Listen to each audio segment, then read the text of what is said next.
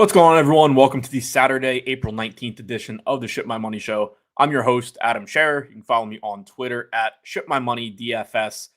Decided last minute, or kind of last minute, within the last hour, to go ahead and do a show, Saturday morning show. Appreciate you guys watching the show throughout the week. So throwing an extra one on there this week. Maybe I'll continue doing this if we get enough views. We'll see. Obviously, can't commit to it every Saturday, but most Saturdays, I think I probably should be able to. So at the very least, doing it today. 11 game main slate, most of the games starting at 4 p.m. So we don't have a lot of confirmed lineups for this show. They'll probably be rolling in as I talk. Obviously, with baseball, it's not quite as important as basketball because it's just a matter of changing the players in the lineup as opposed to figuring out how it affects the rest of the team when guys are or are not playing. But I'll try and keep an eye on those lineups as they come in.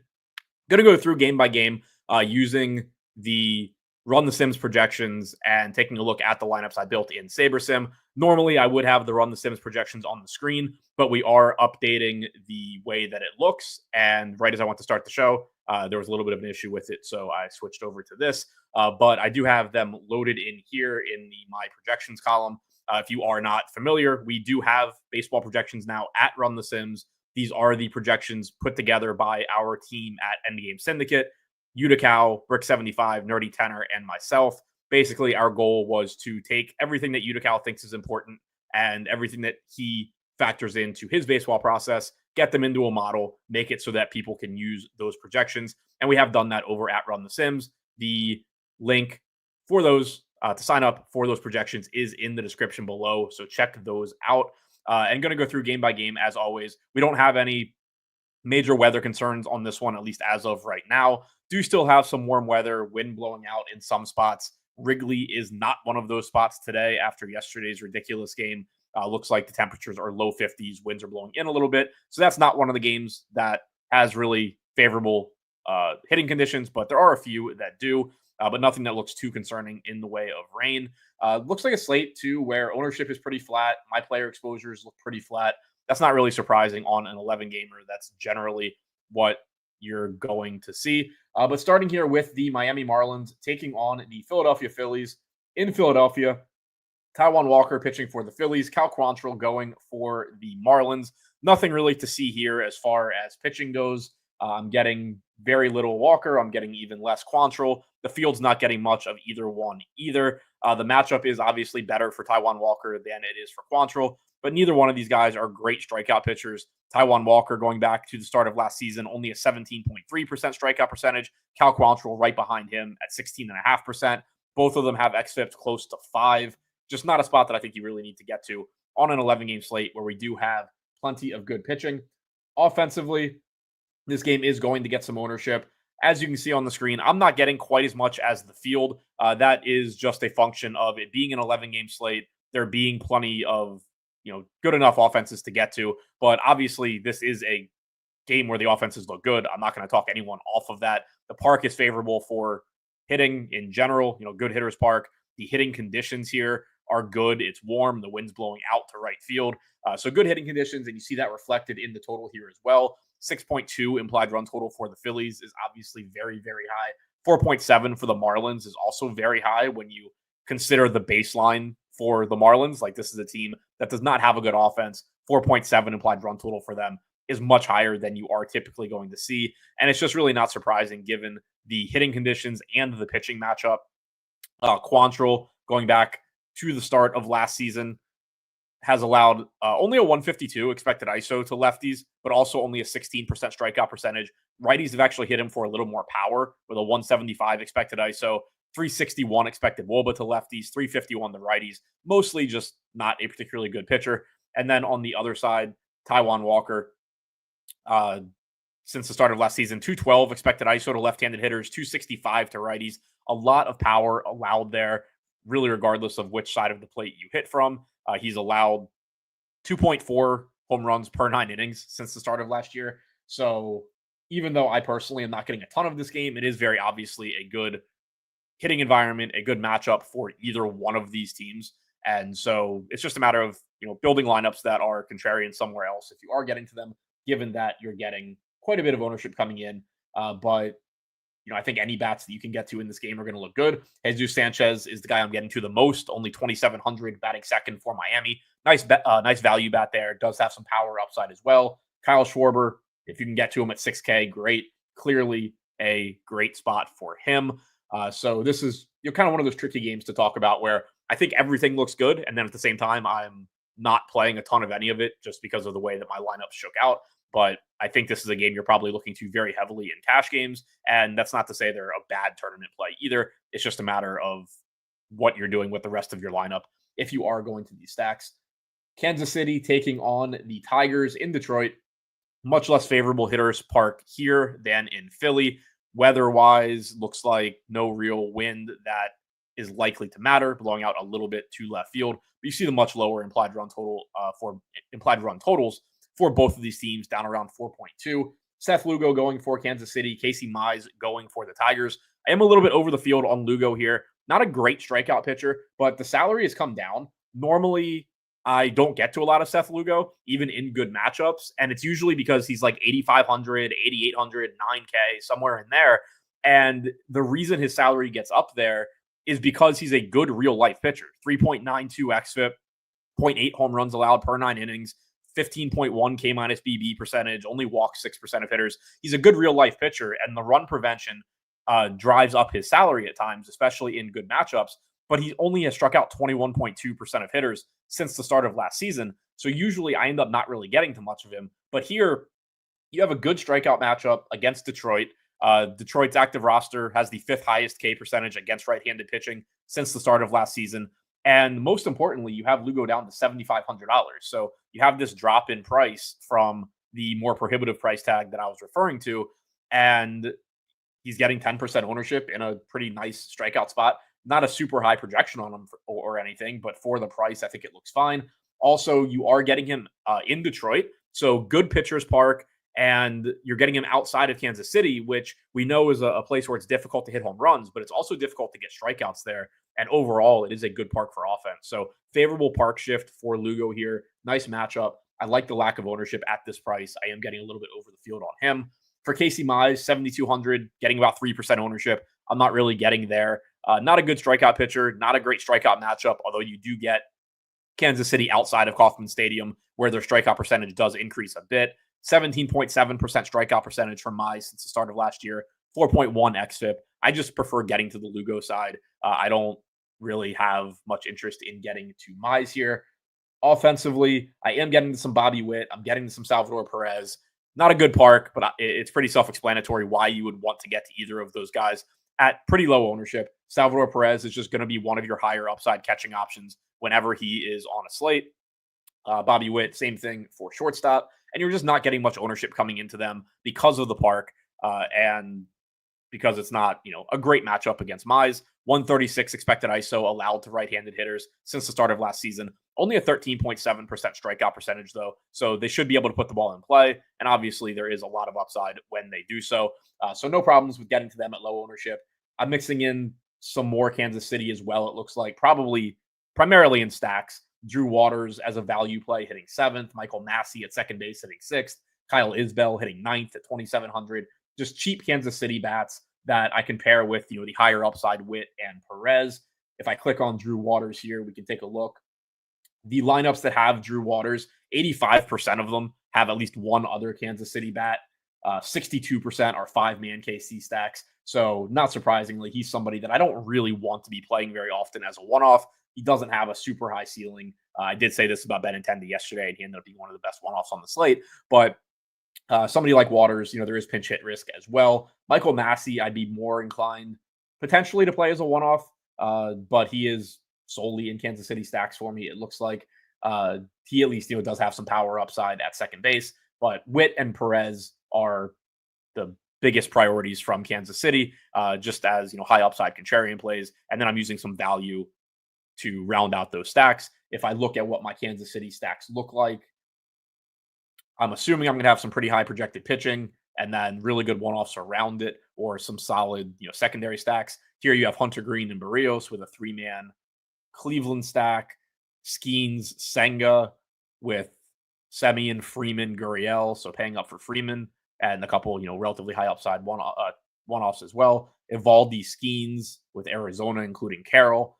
So, you're getting these lineups that have plenty of upside elsewhere. Mookie Betts is a one-off here with Green Lugo. So, again, not the most exciting stack, but I do like the value component along with the upside that comes with Witt and with Perez. Not getting to the Detroit side as much. We do have Kerry Carpenter leading off, which is nice. Gets him a little bit of a bump in terms of projected plate appearances, but I'm still not really getting to the Tigers. Neither is anybody else.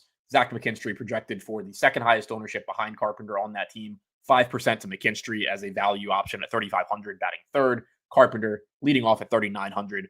I do want to check the Kansas City bullpen usage recently. We do have these lefties at the top of the order for Detroit. Not that, this is a huge priority since nobody's really playing them, but for Kansas City, they do have three left-handed pitchers in their bullpen. Daniel Lynch, as a setup guy, has not pitched since Wednesday. Evan Sisk pitched 2 days ago, and Angel Zerpa pitched yesterday. So they do have the ability to match up with these lefties. All three of those guys should be available today, I would expect. So there is not necessarily pinch hit risk for Carpenter, but lefty-lefty matchup risk. And then McKinstry does have some pinch hit risk as well. So that's something else probably driving down my interest in Detroit, in addition to just a tough matchup against Seth Lugo. As a reminder with Lugo as well, he is good against left-handed hitters, has a very good curveball. That is a pitch that generally is going to play well against opposite-handed hitters. 22% K percentage against lefties since the start of last season, 20.2% against righties, only a 144 expected ISO to lefties, 160 to righties. So he's not one of these guys that, has drastic reverse splits or that you're actively targeting with right-handed hitters. But I did want to single out, when we're talking about like Kerry Carpenter, for example, good hitter, tons of power upside, favorable price tag at 3,900. That it isn't your typical lefty-righty matchup. Lugo is actually good against left-handed hitters. Arizona taking on the Cubs in Chicago. Mentioned it at the top of the show, but we had insanely good hitting weather for this game yesterday. That is not the case today. Wind blowing in, weather in the 50s. Zach Gallen going for Arizona. Ben Brown pitching for the Cubs. And I'm getting over the field on both of these guys in favorable hitting conditions.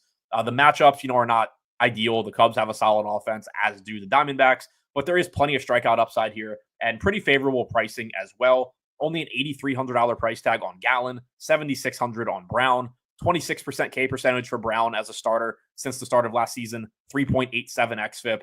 Zach Gallen just behind that at 25.1%, 3.7 xFIP. Happy to get to either one of these guys, both projected for about 11% ownership. You can see here, median projections aren't the best, but both of these guys do have enough upside that I am certainly interested in getting to them. And I do like the weather here quite a bit. So that is helping. Offensively, tough matchup for both teams and not good hitting conditions. You don't really have ownership coming into this game. I'm not getting too much of it either, as you can see on the screen. Corbin Carroll, highest owned guy in the game for the field at 5%. He's my highest owned guy at 6%. I just don't really, on an 11-game slate where we do have some good hitting conditions, I don't really have a ton of interest in targeting good pitchers in really, really shitty hitting conditions. If you did want to target either of them, Ben Brown, since the start of last season, 151 expected ISO to lefties, 161 to righties. Good strikeout percentage against both sides, so nothing that really stands out there. And then on the other side, Gallen, since the start of last season, 25% K percentage to righties, 25% to lefties, 137 expected ISO to lefties, 142 to righties. So there's not even a big vulnerability in either of these pitchers. A lot of times, even with good pitchers, you'll be able to point to something and say, if he does give up a home run, it's probably to this guy. Neither of these pitchers even really have that. So, if you are going to this game, just play the best players from the game. That's how I'd prioritize it. I don't think that there's really anything to see as far as Zach Gallen gives up home runs to righties or anything like that. Both of these guys just are good at getting outs against both sides of the plate. They're good at getting strikeouts against both sides of the plate. And the hitting conditions are not going to do you any favors as far as hitting home runs either. Mariners are facing the Blue Jays in Toronto. Jose Barrios going for the Blue Jays. Logan Gilbert going for the Mariners. Park downgrade here for Logan Gilbert and a very, very difficult strikeout matchup. We don't have the Blue Jays lineup yet, but in general, a very tough team to strike out. They have the lowest strikeout percentage in Major League Baseball on their active roster against right-handed pitching going back to the start of last season. And then you're getting the park downgrade going into Rogers Center from T-Mobile Park for Gilbert as well. That said, Gilbert is a very talented pitcher. I certainly think he's in play as a secondary option. 28% strikeout percentage since the start of last year, only a 4.5% walk percentage, 23.8 K-minus BB percentage is better than every pitcher pitching today, with the exception of Garrett Crochet, Paul Skeens, and Chris Sale. Pretty good company there. 2.96 xFIP, again, better than any pitcher pitching today, except for those three that are just in their own tier of pitcher at the top. So if you want to go to Gilbert based on talent, that is fine. But again, park downgrade and a very, very difficult strikeout matchup against Toronto. Somebody said the Jays lineup, it is out. Yeah, you have Bichette, Guerrero, Santander at the top, Jimenez, Springer, Kirk. So you got your normal Toronto lineup. There's, it's not one of those days where like they're just rolling out a bunch of guys that you don't even realize are on the team, and it's actually a good spot. It's the normal Blue Jays lineup, and it's very tough to strike out. So if you go to Gilbert, it's solely for talent. And as you can see, Fields at 10%, I'm at 7. No crazy stand there. Jose Barrios, good strikeout matchup against the Mariners, but you are getting them in a positive park shift. Barrios at 7,400, getting 6% ownership. If you get there as a secondary play, sure, whatever. But he's not somebody that I'm prioritizing at all. He's only in 1% of my lineups right now. We've seen a pretty big drop-off for him as far as strikeouts go over the last couple of seasons. 19.8% K percentage since the start of last year. 4.21 xFIP, 1.5 home runs allowed per 9 innings. We don't have a Mariners lineup as of like 5 seconds ago, so hopefully not going to get corrected on that one again. But, there is power in this lineup. They are getting the positive park shift. I do like them, and they're getting modest ownership. It looks like 5 to 10% ownership coming into most of the good bats on the Mariners. Assuming we have Cal Raleigh in the lineup, it is a day game after a night game for them. But assuming he's in the lineup, I'm going to like him again. 12% projected ownership. I'm at 10%. Nice park upgrade for him. Still only 4,300. One of the best raw power hitting catchers in baseball. But beyond that, I think getting to some of these other guys as well. Julio Rodriguez, I'm like 2x the field. Getting 10% Raleigh, 10% or 11% Polanco, 9% Arozarena, 9% Crawford. Just a little bit over the field pretty much throughout this Seattle lineup. And I am perfectly fine with that, again, because of the park upgrade and because Barrios just doesn't miss a lot of bats, does give up some power. Since the start of last season, 174 expected ISO to lefties, 184 to righties.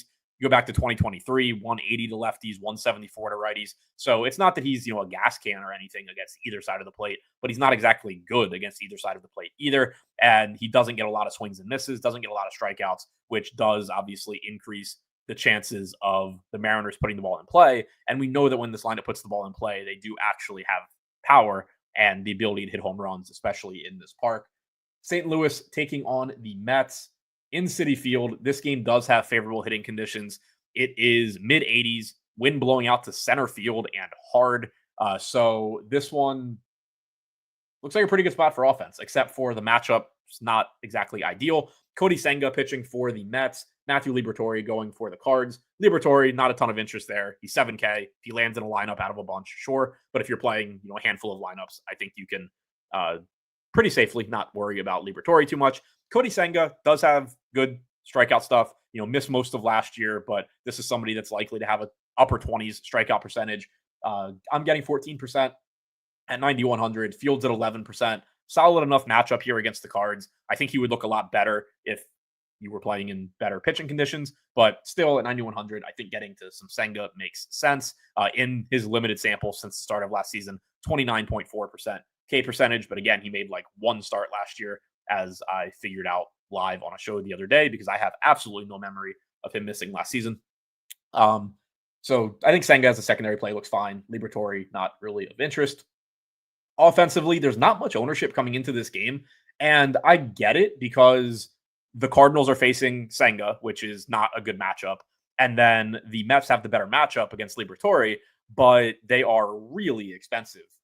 5,600 for Alonso, 5,300 for Lindor, 5,800 for Soto. Like, it is tough to stack this team. It's tough to get to a lot of them, and so that is just going to keep ownership in check here. But if you do have the ability to find salary for them, or even, grab two-mans or something like that, 182 expected ISO allowed to right-handed hitters since the start of last year for Liberatore, 143 to lefties with a 25% strikeout percentage. Obviously, you can play Juan Soto against anybody, but if Tyrone Taylor's in the lineup, I like him as a value play. I like Mark Vientos quite a bit. If you can get to him, he's only 3,900. If you can find the salary for $5,600 Pete Alonso, I like this matchup quite a bit. So kind of a luxury game where it's going to be difficult to prioritize the best parts of the Mets lineup because of how expensive they are on an 11-game slate. But if you can find a way to do it, I do really like the upside there. I love the hitting conditions in this park. I like the matchup against Liberatore, particularly for the right-handed Mets bats.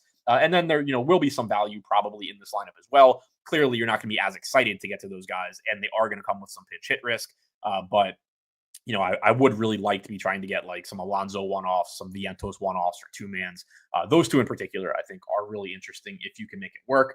On the Cardinals side, I don't have a ton of interest. You can see getting around like 5% ownership or exposure rather, on some of these Cardinals bats against Senga. They are more favorably priced. They do obviously get the same great hitting conditions here. The problem is just that Senga's very good at pitching, and on an 11-game slate, he's not exactly who I want to be targeting against. Going back to his rookie year in 2023, only a 142 expected ISO to righties with a 29% K percentage, only a 115 expected ISO to lefties with a 29% K percentage. So there's nothing that stands out there at all as far as like, hitters on the Cardinals that are likely to have success. You're just hoping that if you go to them, they are low owned, they're affordable. If they can get the ball in the air, good things can happen in these weather conditions, but certainly not a priority for me. Reds taking on the Orioles in Baltimore. This one has about a 4.5 implied run total for Baltimore, about a 5 implied run total for the Reds. Brandon Young making his major league debut for the Orioles. I do not think he is in the player pool. I am going to double check that, but don't think he's in the player pool. Hunter Green going for the Reds, and he is somebody, Hunter Green, Brandon Young is in the player pool. He just is not. Oh, okay, I'm just not getting to him. He is in the player pool. He's 6,800, getting 2% ownership. I don't think you really need to worry about him too much. His time in the minor leagues, he has been very good at limiting walks, which you obviously like to see for a young pitcher, but doesn't project to be great or anything, and certainly doesn't project very well in this spot. Hunter Green, though, I do find interesting. He is 9,600, so he is relatively expensive, but getting 20% ownership, I'm getting 24%. We have seen an uptick in his stuff so far this season, and so far he has been excellent. We saw him make improvements last year as well. When he first came up with Cincinnati, he was somebody that certainly could get a lot of strikeouts, but he would also give up power. He would walk too many guys. Going back to the start of last season, though, 28% K percentage, 8.5% walk percentage, still a little bit higher than you would like, but nothing alarming. 0.66 home runs allowed per 9. And then you keep in mind that he also pitches in Great American Ballpark. So that's a really impressive number when you consider that. And then, like I said, he's actually been throwing even harder this year. He is somebody that looks very, very good in our projections over at Run the Sims. The matchup here sucks. The Orioles, even though they are a very, for lack of a better phrase, bipolar offense, they kind of either score 9 runs or they score 1. They have a lot of talent in their lineup. Obviously, this ballpark is good for offense. It's good for home runs. They moved the left field wall back in, but still really like getting to Green here at 9,600. I'm a little bit over the field on him. Just love the strikeout upside that you get. His salary did adjust. He was a lot cheaper last start or the start before, but still getting over the field by a little bit on Hunter Green. Offensively, kind of surprised there's not more ownership in this game. Kind of surprised I'm not getting to more of it. I think it has to do with the salaries, I guess. Cedric Mullins has been hitting the hell out of the ball. He's 5K, probably batting 5th. He's kind of bounced all around the lineup this year. Gives you stolen base upside, gives you home run upside, but the matchup does suck against Green. So I think if you're going to the Orioles, it's just because of the ballpark, the talent that they have. The matchup, like I said, just is not good. The Reds are the team that I'm surprised isn't getting more ownership than they are, and I kind of wish I was getting to more of them. You have a rookie pitcher in Brandon Young that obviously you have a very wide range of outcomes here for any pitcher in their major league debut, but especially for a pitcher that doesn't project to be anything special at the major league level. You have a good park, you have a pretty high implied run total. So I'm just a little surprised both that I'm not getting to more of them and that the ownership isn't higher. But clearly, if you can get to Elly De La Cruz, you're going to be very happy with that at 5,700. Austin Hayes, cheap, 3,400. I'm sure very happy to be back in Camden Yards with a more normal wall in left field. He was somebody that when he played for the Orioles was very badly hurt by them moving the wall back. Probably cost him quite a bit of money in free agency, along with his inability to stay healthy. But he has been hitting in the middle of the order for Cincinnati. He is still cheap. Spencer Steer is cheap at 3,600. Matt McClain is not cheap, but he is good. So if you can get to these Reds bats, I do like them here. Just, I'm a little below the field. Field's having a little bit of trouble getting to them in general, but kind of like the Mets. If you can make it work, I think it's a good spot. I like them. Pulling up Brandon Young's numbers from AAA, he is 26. Does have a 60 grade curveball. Like his stuff in the scouting report, at least on Fangraphs, looks pretty decent. 60 grade curveball, 55 grade fastball, 50-55 changeup. Very good command, 55-60 grade command. 111 innings pitched in the minors total last year, 89 innings pitched at AAA. At AAA, he struck out 25.6% of hitters, 3.61 FIP. So far this year, he made 3 starts for Norfolk, 16 and a third innings pitched, struck out 26.6%, only walked 3%, 2.62 FIP. Projection models project him for like a 22 to 23% strikeout percentage, right around a 4 FIP. These are actually better numbers than I expected to see. And as an Orioles fan, I'm actually happy to see those because he's not somebody that had really been on the prospect radar for Baltimore. But that being said, it's still not, it's more likely than not that he comes up and struggles, at least to some extent, in his major league debut in Camden Yards against a Reds team with a 5 implied run total, but doesn't look like a gas can or anything like that, even if he's not an ace. Dodgers are taking on the Rangers in Texas, so another good park for offense. Nathan Eovaldi going for Texas. Roki Sasaki going for the Dodgers. Not much interest in either pitcher here, even though there is plenty of name value. Just a tough spot for $8,800 Eovaldi. No Shohei Ohtani today, I assume. He went on the paternity list yesterday, so that does water down the Dodgers lineup a bit, but still obviously a lot of good hitters in that lineup. Eovaldi is a solid pitcher, but you're just not really getting much of a salary discount here at 8,800. I would prefer, and I'm getting a little bit, I'm getting the 6%, Fields at 8%, but I would prefer getting the Senga for a little bit more. I would prefer getting the Hunter Green for a little bit more. I have a little bit more Logan Gilbert at a slightly higher salary. So I think that Eovaldi's fine as an SP2, but not any sort of a priority for me or the field. Sasaki, 8K, better matchup against Texas, obviously, than Eovaldi has against the Dodgers.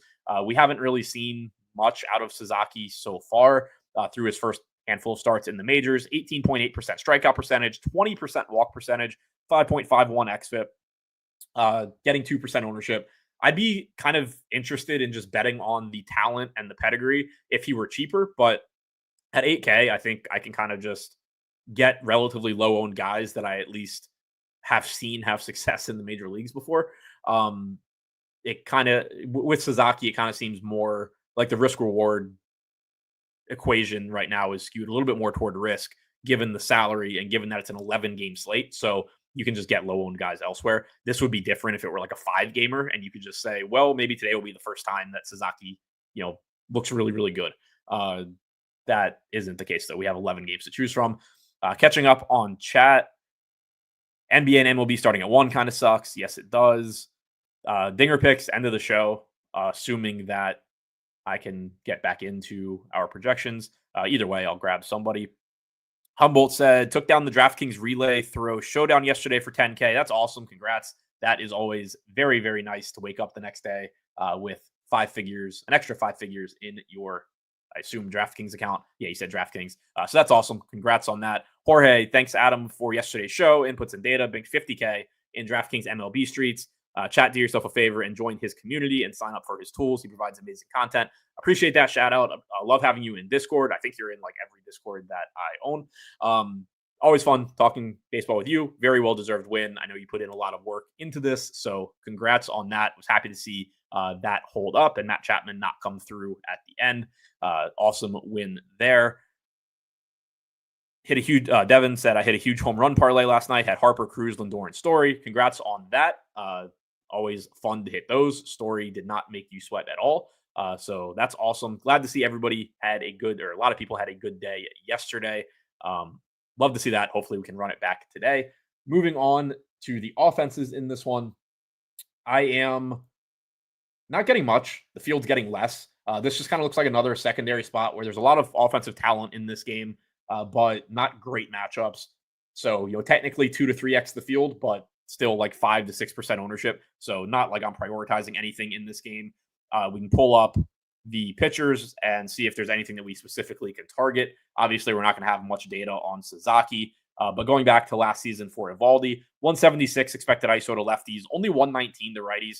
The problem here is that doesn't really line up too well with what the Dodgers offer since they don't have Ohtani. Like, clearly, you're still just going to prefer getting to Mookie Betts if you can because he's the best hitter on this team. Even though he's right-handed, you're just betting on his talent. Max Muncy, Freddie Freeman, your 2, Tommy Edman, your 3 best left-handed bats. You could throw Conforto in there too. So, I mean, you do have left-handed power bats here. It's just obviously not to the same quality of hitter necessarily as Mookie Betts. But the lefties, if you're going to single out a matchup against Evaldi, it is left-handed power that he struggles with the most. Again, we clearly are not going to have much on Sasaki here. He's thrown 151 pitches to lefties. He's thrown 115 to righties. He hasn't allowed any expected power to righties in that extremely small sample. Lefties do have a 220 expected ISO against him. So realistically, I'm not going to do anything with any of that. And if I were looking to go to the Rangers, I would just want whatever fits the best into my lineup. Corey Seager, if you could make it work at 4,900, great. But this is a slate where obviously it's loaded at shortstop. You have Dela Cruz against Young making his major league debut. You have Bobby Witt. You have Gunnar in the previous game as well. You have Lindor in great hitting weather.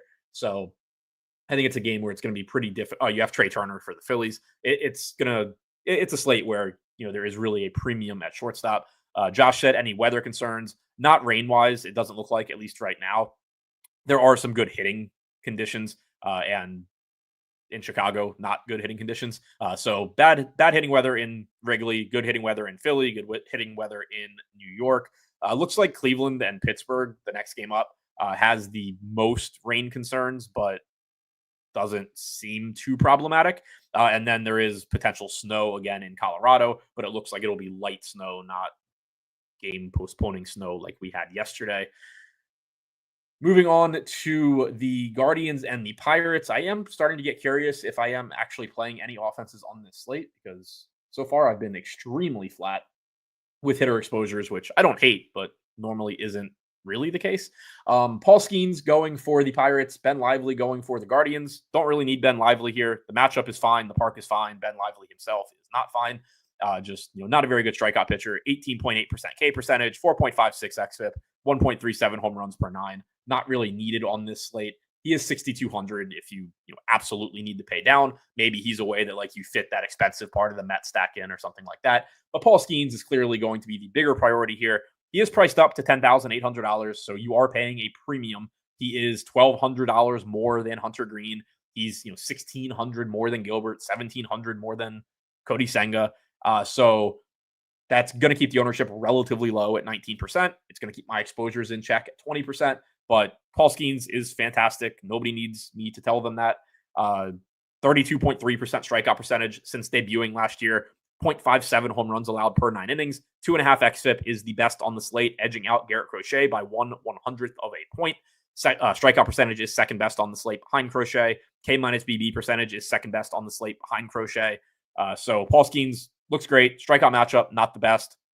The Guardians active roster ranks 19th in K percentage against right-handed pitching, but that's actually even a little bit deceiving because the top of this order, the guys that are going to get the most at bats, specifically Steven Kwan and Jose Ramirez, are very difficult to strike out.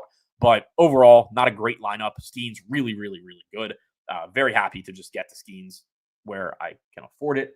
Offensively, not much showing up here. Clearly not going to have a ton of interest in Cleveland. Jose Ramirez is really good if you want to get there, get some leverage against Skeens, sure. But nothing really standing out as far as priorities from this game for me or for the field. 9% projected ownership coming into a $5,600 O'Neal Cruz. Great if you can get there. He is expensive, but he does give you stolen base upside. He does have significant power. So all of that is good. Going back to last season, Ben Lively, 181 expected ISO allowed to lefties, only 148 to righties. Reminder, this game is in Pittsburgh, so you do not get the benefit of being in the best left-handed power park in baseball, like you would if this were in Cleveland. But 181 expected ISO to lefties, like I said. So solid spot for O'Neal Cruz, solid spot for Brian Reynolds. They look perfectly fine. Pretty much correctly priced, though, I think. White Sox taking on Garrett Crochet and the Red Sox in Fenway, and oh great, I found the offense I'm getting to, and it's like the worst offense on the slate. Cool. Hopefully that changes. But as far as pitching goes, Garrett Crochet looks really, really good. I don't have a ton. I think it's an ownership thing. I would like to have more. There's no real argument that I can make that doesn't make Garrett Crochet one of the best pitchers on the slate. $10,500 price tag, facing the White Sox. So you get one of the worst offenses, if not the worst offense in baseball. Crochet, 34% strikeout percentage, highest on the slate. 28.2% K minus BB percentage, highest on the slate. Just a really, really, really good pitcher. I would like to be getting to more of him than I am. I would recommend that you play plenty of him. 96 pitches last start, 107 the start before that, 102 the start before that. Not limited at all. Went 7 1/3 innings in his last start. Went 8 innings 3 starts ago against Baltimore. So you're seeing that they're not limiting his pitches. They're not just like pulling him after 6 innings or anything like that. They are letting Garrett Crochet go. I hope that I get more when I rerun my actual lineups. I think it's obviously a great spot, and I really, really like Crochet, even though I'm only getting to 10% right now. Shane Smith, I'm good. Red Sox have like a 5, almost a 6 implied run total. Second highest on the slate behind the Phillies right now. I'm not going to get there. Offensively, it makes sense given that I'm not getting to much Crochet, that I am getting to some of these White Sox bats, but my God, I hate it. And I really hope that it changes. The White Sox are very inexpensive. They're in Fenway Park. We know it's a great park for offense. Cool. The White Sox still fucking suck, and I really don't want them. The case would be that, if they do well, 35% of the field is losing with Crochet, and then you also just have these completely unowned guys in your lineup. But again, not what I would like. So hopefully that changes for me. But if you are going to the White Sox, Vargas, Vaughn, Robert, Meadroth would be the guys that you're looking to first up at the top of the order. And then you do have a very cheap catcher option as well. I'm kind of curious what the rest of these stacks look like. Gallen, Skeens, Guerrero, Chisholm, Arozarena. So, at least you're getting good stuff around them. Gallen, Skeens, Lowe, Rosario, Call, Senga, Gore, Perdomo, Carroll, Soto. So, in addition to the negative correlation component, the value does open up a situation where, if the White Sox do actually have a good game, you just have the best players possible around them. So that's always nice, but also clearly a very, very low probability spot here against Crochet. And again, I'm over the field, but still 90% of my lineups don't have White Sox. So not going too crazy there, and I would still like this to come down. The Red Sox would be the side of the game, obviously, that I would prefer to be on. Shane Smith getting the start for the White Sox, pulling up his minor league numbers now. But we saw, a good offensive game from the Red Sox last night, and it's another nice spot for them. 25-year-old right-hander making in his first major league season. He's made 3 starts, 17 2/3 innings pitched this year, pitched 94 innings between AA, mostly at AA, 87 at AA. Last season, 27 games at AA, 16 starts, posted good strikeout numbers there, projects for about a 19 to 21% strikeout percentage, 4.3 to 4.7 FIP, depending what projection models you're looking at. So the Red Sox do look good here. They're one of the highest upside offenses on the slate. They're one of the most likely offenses to succeed. They are also getting a lot of ownership, just like the Phillies. So I'm not getting a ton of them in large field tournaments, but they do project well. I would expect that you're looking to them heavily in cash games. I would expect that you're looking to Crochet in cash games. So again, kind of like I was saying with the Phillies, I obviously like them. I think that they're good. If you can make the lineup work in a way that you're comfortable with the ownership, I think that is perfectly fine. So this is one of those weird games to talk about where it's a lot of do what I say, not as I do, or whatever that saying is. I would not recommend you put your money on the White Sox or not on Garrett Crochet, even though apparently at 11 a.m. that's what I would have been doing if the slate started. Would not actually recommend that for your money. I'm not excited about it for mine, and hopefully it changes. Yankees taking on the Rays in Tampa Bay. Shane Baz for the Rays, Carlos Carrasco for the Yankees. No real interest in Carrasco here. Baz looks pretty good at 8,500. Scary matchup. Yankees, we know, clearly a very dangerous offense. This park also has been good for power. Reminder, they are not playing in Tropicana Field, but Shane Baz does have good stuff as well. Highly regarded pitching prospect that has struggled with injuries in the past. He was part of that god-awful Chris Archer trade with the Pirates that brought Tyler Glasnow and Austin Meadows to the Rays, along with Shane Baz for the back end of Chris Archer's career. One of the worst trades to ever go down in baseball history. Baz is the only piece of that trade still with Tampa Bay. 24.5% K percentage since the start of last year, 3.97 xFIP. Good pitcher, reasonable price tag, scary as shit matchup. I'm fine getting right around the field at like 16, 17%. Yeah, do as I say, not as I do. Thank you, Power. Yeah, looks fine. Not a ton of confidence, but it's just it's a volatility spot. It's a volatile spot where he can go negative. You saw Taj Bradley go negative in this spot like 2 games ago. He could put together a nice start, like Rasmussen did. And I don't mean that in the sense of like it could be good, it could be bad, like obviously, but from a skill set standpoint, like Baz has good strikeout stuff. He's a very talented pitcher. When he does well, he's likely to do very well. It's just that obviously the risk is a little bit higher than usual when you're facing this Yankees lineup. Offensively, I would, in my head at least, like to be getting to Tampa Bay a bit here against Carrasco. I am pretty neutral on this game. Ben Rice, Aaron Judge, Jazz Chisholm, my highest owned guys. Clearly nothing wrong with any of that. If we go back to the start of last season for Baz, 160 expected ISO allowed to lefties, 139 to righties. So nothing drastic that stands out there. 25% K percentage to lefties, 24% to righties.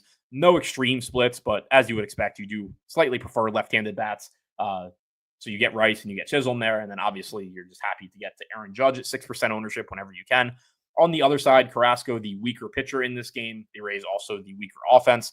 179 expected ISO to lefties, 186 to righties for Carrasco since the start of last season. So I'm not getting too much Tampa, but if you were to go there, I think if Misner's leading off at 4K, that's solid. Caminero, Brandon Lau, Yandy Diaz, all these guys look fine, but no real priorities for me or for the field.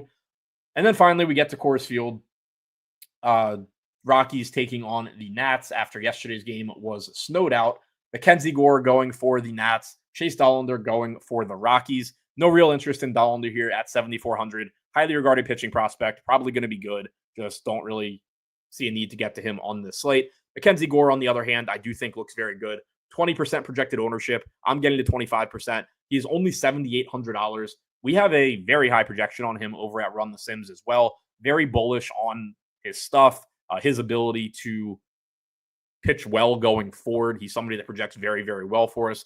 Obviously, going into Colorado, pitching in Coors Field, it's a knock on your stuff, but it is made up for by the fact that, one, he's cheap, and two, the Rockies, you're going into Coors Field, but you're going into Coors Field to face a AAA level offense. So, you do have that kind of balancing things out, and it just makes him look very, very good. Very happy to get to Mackenzie Gore. I think when you're talking cash game pitching, I haven't built a lineup for it, but my assumption is you're probably looking at getting to 2 out of the 3 of Crochet, Gore, and Skeens. Probably like the way that I would build it if I were building by hand would be to click Skeens and Crochet and then see what kind of lineup I can build and then turn Skeens into Gore and see what those improvements look like. I think Crochet would be like number 1, and then it's just figuring out what lineup I prefer between Skeens and Gore. Again, I haven't built a lineup, so kind of take that with a grain of salt, but that is my assumption. And just from looking at the slate, I'm pretty confident that would be the approach.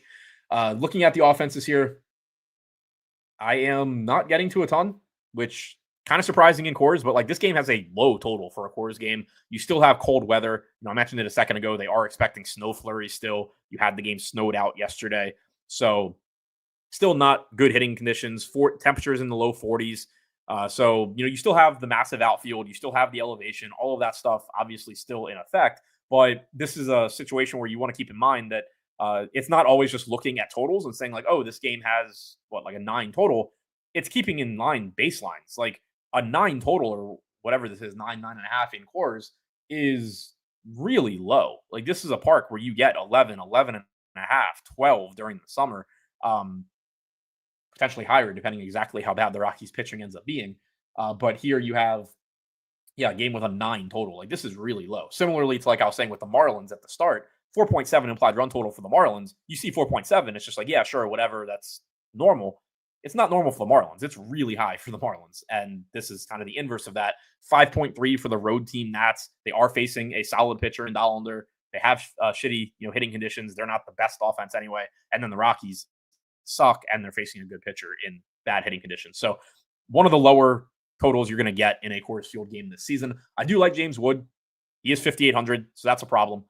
But he has been hitting the ball really well. Obviously, highly regarded hitting prospect, and he's living up to the hype so far. Part of the Juan Soto trade, actually, so along with Mackenzie Gore. So James Wood and Mackenzie Gore both on display from that trade for the Nats, both looking like very, very good pieces of their future. Keibert Ruiz, if he's in the lineup, is expensive, as is Alex Call. They're both getting 4 to 5% ownership, and I'm around them as well, or I'm around there as well. Same with Nathaniel Lowe, Ahmed Rosario. Just another secondary stack. So basically, I'm really flat offensively. Like, I think my highest owned stack was the White Sox, which, one, I hope changes, and two, it was still like 10 to 15% exposure. So I do think if you look kind of at the totals on this slate, it does make sense. That approach does make sense. It's not me just like being afraid to take a stand, but you have very flat ownership outside of like the Red Sox and the Phillies, basically. So if you end up being kind of underweight on those teams, it allows you to just get like 2x the field on a lot of other teams. And all these other teams look pretty similar to each other. So it's just creating a situation where I don't really want to just say like, I'm going to pick, the Mariners, and that's my team. Like, they're so similar to all these other teams that I do, from a portfolio management standpoint on a slate like this, like the fact that I'm really flat across a lot of different offenses here because they do look so similar. So from a strategic standpoint, even though it seems like I'm kind of just being like, oh, well, every offense looks fine, really what I'm doing from like a broader standpoint across a set of lineups is taking a step back from the two most obvious offensive spots, even though I like them with the Red Sox and the Phillies, and then just kind of reallocating that exposure to a bunch of different offenses that look worse than the Phillies and Red Sox, but not that much worse necessarily. Or in the case of the White Sox, they do look that much worse, but they do give you a lot of negative correlation, whatever, really good lineups around them. So that's pretty much my kind of overarching approach offensively on this slate. From a pitching standpoint, I am not doing anything too crazy there. Zach Gallen is a pretty decent sized stand. I'm around the field on Gore and Green, slightly north of the field, right around the field on Skeens. Have a nice little stand on Ben Brown and Seth Lugo. And then around the field again on Boz, Senga. Not getting to a lot of Crochet. That's the one spot, the one chalk pitcher that I don't have a ton of right now. I hate it. Again, I hope it changes. I really like him here, as does everybody else. But, at the same time, it's hard for me to have a problem with any of the pitching I am getting to. So you kind of just, if that ends up being the case, kind of just hope that Crochet doesn't break the slate on his own. So for me, Gallen, Gore, Green, Skeens, Brown, my top 5 pitchers in terms of exposure for the field, it's Crochet, Gore, Green, Skeens, and Boz. Again, if you're playing cash games, I would think that some combination of Crochet, Gore, Skeens, and I guess you could throw Hunter Green in there, although I don't know that I would go to him in cash. Maybe I would. I don't know. I think he's really good, and so do our projections that run the Sims. Some combination of these 4: Crochet, Gore, Green, Skeens, and cash. I think it would probably be Crochet and Gore for me. Position, I'll go position by position. At catcher, it's just going to be a lot of like whoever's in my stacks probably. But at catcher, I think I'm going to ignore Caro at the top. Like, that's not somebody I would actually like. Cal Rowley's my favorite catcher. Salvador Perez, Luis Torrens, Keibert Ruiz all look fine. At first base, this is ugly. Bryce Harper, I think, is probably the best first base play, but ownership-wise, I'm below the field. Getting some Vaughn, some Berger, some Tellez. Second base, getting to Midroth, Acuna, Massey. So it looks like I'm looking to pay down a bit at second base. Alex Bregman, Bryson Stott, probably the 2 best overall second base options. Vargas, Polanco, Vientos at third. I really like Vientos a lot. I would actually like to be getting more of him. I love that matchup. I love the hitting conditions. I really like Mark Vientos. I'm gonna go with that as my home run pick too, without even pulling up our projections at Run the Sims. Mark Vientos, 3,900 home run. That's where I'm going. Bobby Witt Jr., J.P. Crawford, some garbage punts, and Mookie Betts and Dela Cruz at shortstop. And then in the outfield, actually getting to some good bats: Julio Rodriguez, Luis Robert in a shitty matchup, Tyrone Taylor for value, Soto, Luke Raley, I like that matchup. Sanchez for value. So pretty interesting slate. Not a ton of spots that stand out offensively outside of Boston or Philly, where all the ownership's going to flood to. So should be a pretty interesting slate, I think. Looking forward to playing it. Good luck on your lineups today. Hopefully you all do as well collectively as you did yesterday. Probably won't do a Sunday show. I'll tweet it out if that changes. But otherwise, I'll be back here on Monday. Thanks again for checking out the show, and good luck on your lineups today. Enjoy your weekend.